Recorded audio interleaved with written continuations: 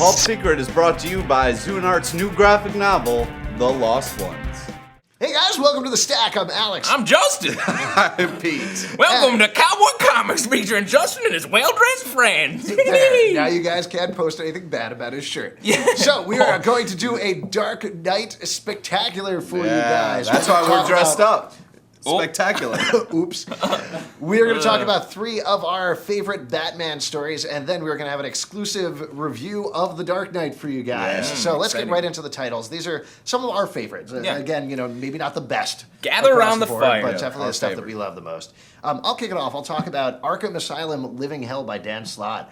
This is a little bit of a cheat almost because it's a Batman story that, for the most part, doesn't include Batman. He does show up at the end. But I love those Arkham Asylum stories. I think it's one of the coolest settings. And what he does here is he very slowly creates new villains for Batman organically into the universe. Yeah. And I think especially for people that know Dan Slott, well, now not as much, but at the time they knew him as the funny guy. This is one of the first things he did, and it's not that funny. And it was a great series, throughout. It was one of those, I don't know if anyone read it, but go get it if you haven't, because every issue is great. And you follow the story, it's creative, a lot of twists and turns. I was very scared when I read it. Were you? Were you cringing? I would read a page and then hide underneath the covers. Pee your pants. Yeah, and then get some more courage and then go back. You admitted to peeing your pants right there. Just to be cool. You got to put that. Yeah. You said yes. Yeah, but to be fair, that's why we have the shot from up here. It's like every single week. One of us pees his pants. Yeah, and if you can figure out who it is, you can win a Batman black and white statue. With pee on it. Yeah, but we'll never tell you about that. All right, let's move on with the next thing. It would be mine, which is Batman Year One, which is not cheating. Frank Miller, it's unbelievable. I mean, it's great because you get to see not only Batman kind of rise, but also Gordon. And it's just, I mean, the artwork is fantastic. They should have called it Batman, The Rise of Gordon. Oh, nice. That would have been amazing. No, that wouldn't have been, no. Wow. A somber moment amongst the staff. In particular, this is a great title, maybe not for The Dark Knight, but for Batman Begins. It's very heavily influenced by that, I think, down to the colors that they use in the story. And I will say I prefer Batman Year One to Dark Knight Returns. Yeah. Oh, wow. Agree. It's more central, while Dark Knight Returns is all over the place. Yeah. And it's brighter. I mean, I think that makes a lot of sense given the subject matter, that it's the dawn of his career as opposed to the end of it with Dark Knight Returns. But Batman Year One is really enjoyable. Yeah. One of my favorites I've enjoyed, it's more recent than all these, is the Sacha Bordeaux stories running through Detective Comics, starting with number 751, going through Bruce Wayne murder and all that, where she went from being his bodyguard to being his sidekick to falling in love, and then Bruce Wayne's accused of murder, and they both go to jail, and she won't tell any of the police that he's Batman. It's just a great storyline. It's the best Bruce Wayne love story. There are a few of them, and this one's fantastic. Why is that? Why are there so few Bruce Wayne love stories? Well, no one focuses on Bruce Wayne, the character, really very much, and then even beyond that, to give him a love interest, it's not ever played well. Jezebel Jet right now, there's no love there. I feel like it's mainly because Bruce Wayne, is his cover is his, he's Batman, but Bruce Wayne is, hey everybody, I'm not Batman. This is Bruce Wayne. He's a millionaire playboy. Don't look behind any closed doors. Don't look behind my clock. Yeah, exactly. Well, that's why it'd be so interesting to see more of him going against that stereotype of just being a playboy and have him be happy and fall in love a little bit. And that's what was so rare about this story. Well, why would you want a story about a guy who's happy and in love? No, you want the Dark Knight. You want action. The idea is you create dramatic tension by going away from that and then coming back. The happy night. Yeah, because then he might lose that love, and then you're like, I can't take it. What? No, you can. That's why you like things, because you follow the dramatic arc of things. No, I don't think you know anything about writing. I don't think I know anything about you. Okay. Very quickly, any other Batman story that you've liked? I'm going to throw out, actually, just to tie into The Dark Knight a little bit, Long Halloween. Oh, damn it. Ha! Whoa! Oh, that was mine. Long Halloween, awesome, probably the Batman The other story Asylum one, I'm completely blanking on it. Arkham Asylum, the Grant Morrison one? Yeah, the Grant Morrison one was fantastic as well. The crazy one. I liked all the short stories in Batman Black and White, if you remember those. Oh, yeah. Those are really good, kind of very different Batman stories. This kind of stuff you don't usually get. And I was a little Batman speed round for you guys. Surprise! Oh, wow! Hey! It's a surprise to us, too! It was also a surprise for you guys. All right, after the break, we're going to have our exclusive review review of Dark Knight, Yes. the movie. So stay tuned.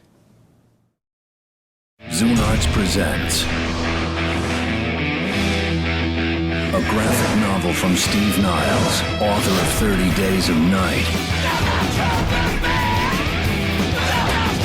featuring the artwork of Dr. Revolt,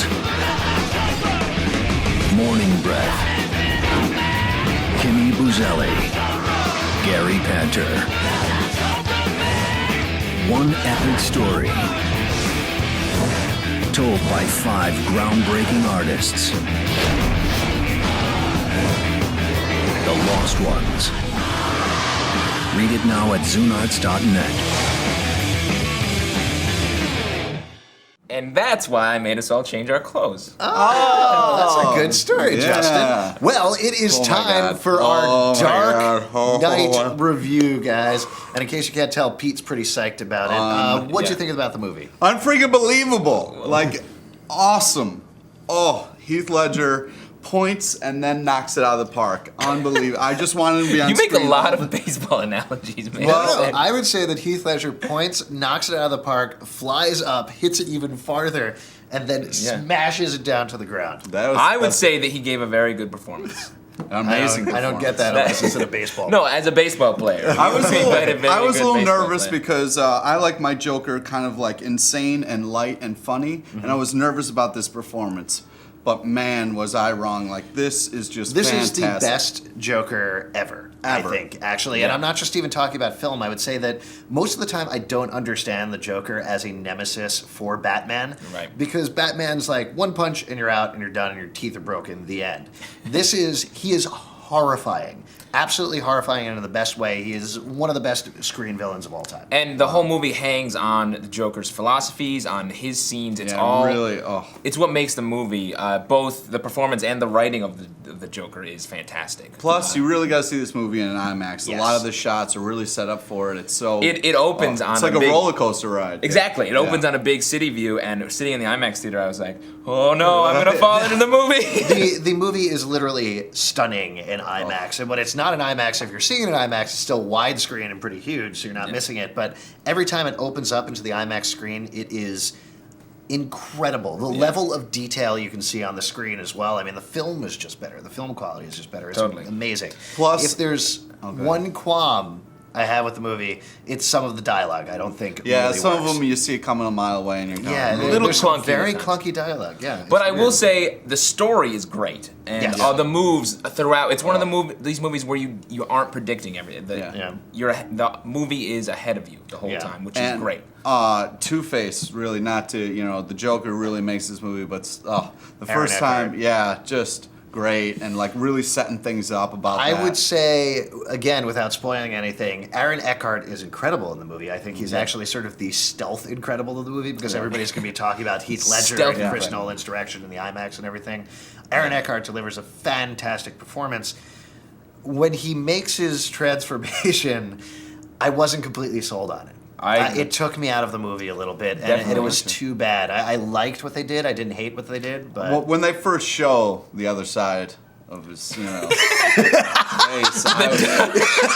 it was unbelievable. He's never laughed that hard. That's amazing.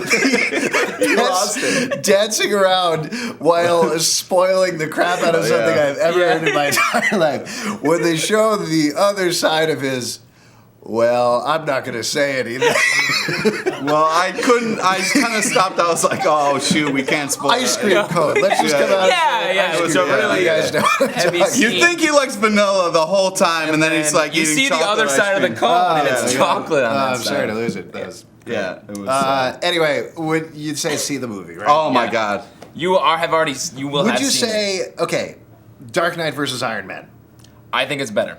Yeah. And I think it's going to be kill Spider-Man. It's going to be I'm the best going to movie see it ever. at least The two more most- times. Made in the most theater. money. This ever. is interesting to me, and actually, not to call you out, but I'm going to call you out. When we did our movie preview show, Justin, Yep. I was like, Dark Knight's going to be the biggest movie of the summer, biggest movie ever.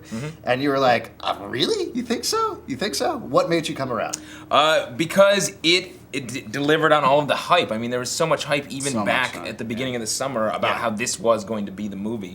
All the viral marketing, everything, and now it all paid off. Like, it's rare when a movie can be like, it's gonna be good, and you come out and be like, well, they were right. Yeah. The movie poster Step was Up 2 correct. was like that. Step Yeah. Up to the Streets. Oh, I was man. like, how is that going to be as good as Step Up, especially not with no Channing Tatum in it?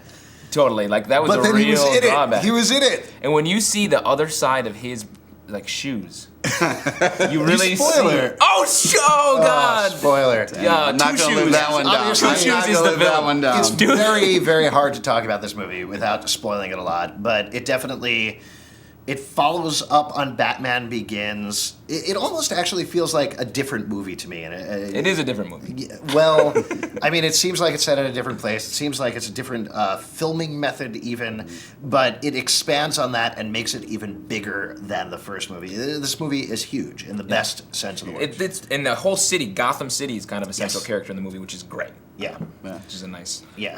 I can't wait to see it again. Yeah, me neither.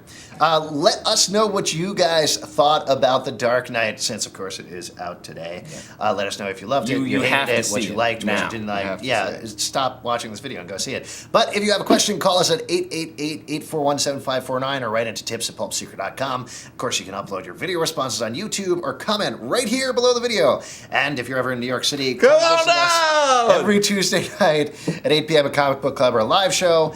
Also, you can visit us next week at San Diego Comic-Con. Yes. We're going to have more details on that next week, and we will see you guys next time. I'm really looking forward to Step Up 3 when they finally. They Step Up 3D. They're doing it in IMAX. Yeah, I know. I'm I totally know. serious. I know. By the way, I'm totally serious. Gyllenhaal- I am also serious. Alex, I disagree with you. Gyllenhaal did a good job. Yeah.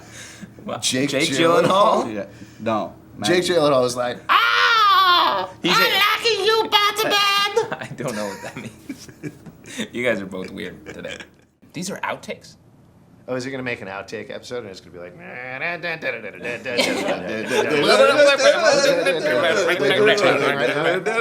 Hey.